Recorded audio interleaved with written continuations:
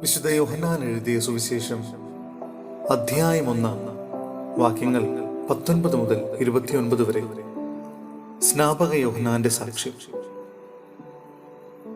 നീ ആരാണ് എന്ന് ചോദിക്കാൻ യഹൂദർ ജെറൂസലേമിൽ നിന്ന് പുരോഹിതന്മാരെയും ലേവ്യരെയും അയച്ചപ്പോൾ യോഹന്നാന്റെ സാക്ഷ്യം ഇതായിരുന്നു: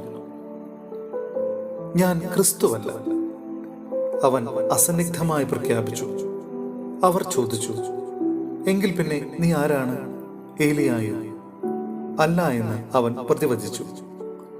അവർ വീണ്ടും ചോദിച്ചു, എങ്കിൽ നീ പ്രവാചകനാണോ? അല്ല എന്ന് അവൻ മറുപടി നൽകി. അവർ വീണ്ടും ചോദിച്ചു, അങ്ങനെയെങ്കിൽ നീ ആരാണ്? ഞങ്ങളെ അയച്ചവർക്ക് ഞങ്ങൾ എന്തു മറുപടി കൊടുക്കണം? നിന്നെക്കുറിച്ച് തന്നെ നീ എന്തു പറയുന്നു?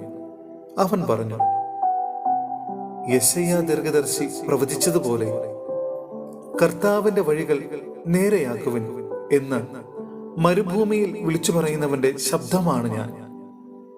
ഫരിസേയരാണ് അവരെ അയച്ചത്. അവർ അവനോട് ചോദിച്ചു, നീ ക്രിസ്തുവോ ഏലിയായോ പ്രവാചകനോ? അല്ലെങ്കിൽ പിന്നെ സ്നാനം നൽകാൻ കാരണമെന്ത്? യോഹന്നാൻ പറഞ്ഞു, ഞാൻ ജലം കൊണ്ട് സ്നാനം നൽകുന്നു. എന്നാൽ നിങ്ങൾ അറിയാത്ത ഒരുവൻ നിങ്ങളുടെ മധ്യേ നിൽപ്പുണ്ട്.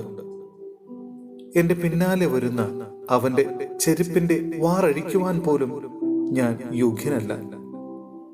യോഹന്നാൻ സ്നാനം നൽകിക്കൊണ്ടിരുന്ന ജോർദാന്റെ അക്കരെ ബഥാനിയായിലാണ് ഇത് സംഭവിച്ചത്.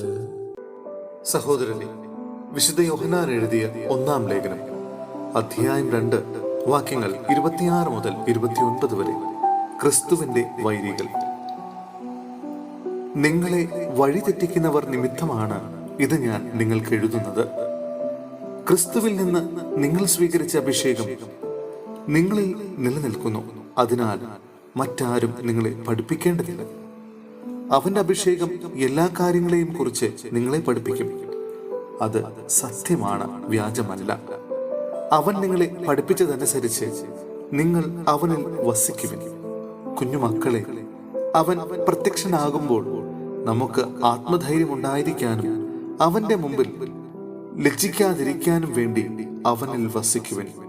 അവൻ നീതിമാനാണെന്ന് നിങ്ങൾക്കറിയാമെങ്കിൽ നീതി പ്രവർത്തിക്കുന്ന ഏവനും അവനിൽ നിന്ന് ജനിച്ചവനാണെന്ന് നിങ്ങൾക്ക് തീർച്ചയാക്കാം.